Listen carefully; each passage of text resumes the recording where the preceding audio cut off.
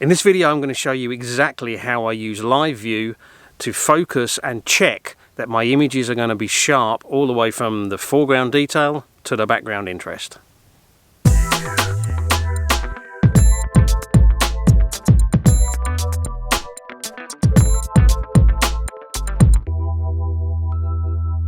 Hi everyone, thanks for joining me again. If there's one topic that comes up more than any other, it's focus.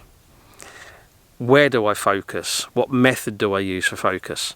And although I've done a video before about focus and where I focus, it's a bit long and it kind of rambles off into all the different focus methods that you can use. So I decided to do what I hope will be a short, punchy video that shows exactly how I do it. And I have to say, this is a topic that is much harder to film than it is to actually do, but hopefully this will work. I hope you'll enjoy the video. If you do and you're not already a subscriber, then please consider hitting subscribe, and if you are already a subscriber, well, welcome back and thank you very much. I appreciate the support. Okay, so to demonstrate this method, I've got a composition set up on the camera over there. Now the light is awful, the composition actually is pretty rubbish. But this is not an image that I intend to use. It is there solely for one purpose, and that is to demonstrate the method, the approach that I use. I will say I am going to be using manual focus. You can do this with autofocus, but there's probably some other things you have to be a little bit careful of if you're going to do that. And I'll try and talk you through those things as we go through the demonstration. So let's get on and have a look at the method that I use. So with my composition set up and my aperture set, I'm going to move my selector over the part of the scene that's furthest away that I need to have sharp, which is going to be pretty much infinity. In this case it's the top of that mountain over there. And then I'm going to zoom in to 100%. I can either use the plus and minus buttons here to zoom in, or I have this button here set up so that in live view it zooms straight into 100%. And I've now got a zoomed in view of the top of the mountain. I will adjust the focus ring on the lens until I can see that is perfectly sharp. Now if you don't want to use manual focus, of course what you could do is when you position that selector, which is actually the focus point, over that far distant point, what you could do then is trigger your autofocus. If you're using back button focus, then that's pretty easy.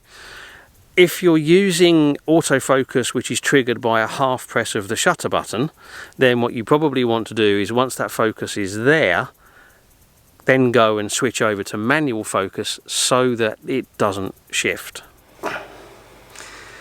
Sorry, had to interrupt myself there. Something that I should have mentioned while I was out shooting this in the field, but I didn't.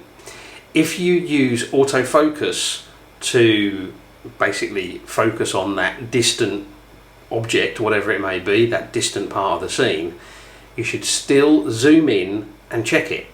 Because this technique isn't just about actually focusing, it's about checking that everything is sharp.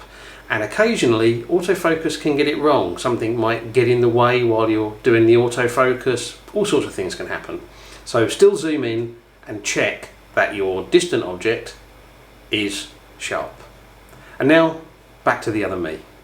So I'm now focused on the background part of my image. I can take a shot now knowing that my background will be lovely and sharp. But what about the foreground? Well, that's the next step.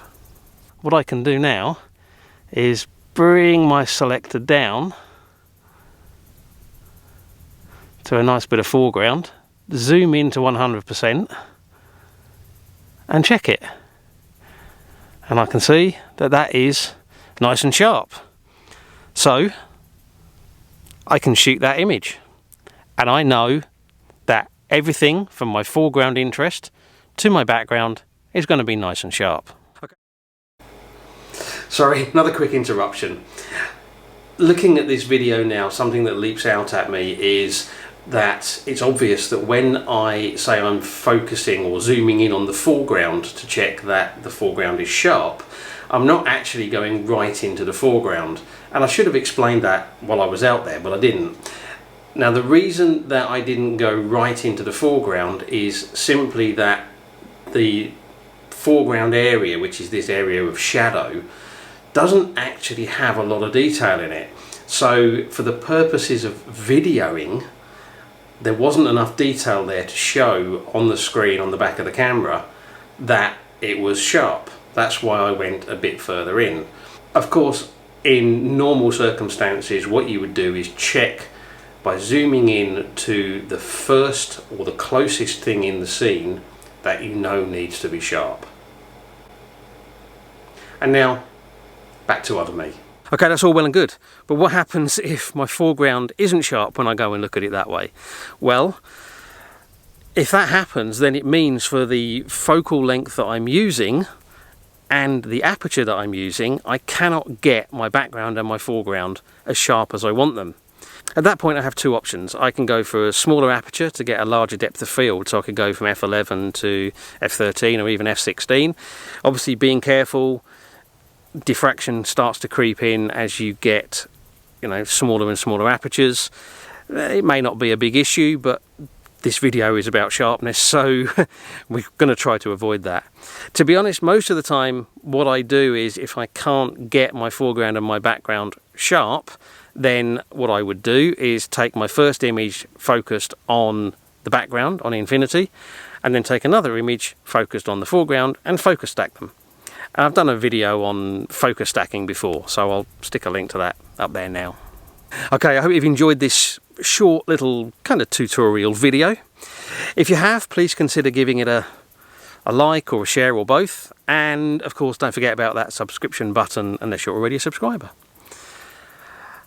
As always, I'd love to hear from you. Comments go down below. Let me know what you think about this method. Do you use something different? And of course, I appreciate you taking the time to watch. So, thank you very much. And until the next video, bye.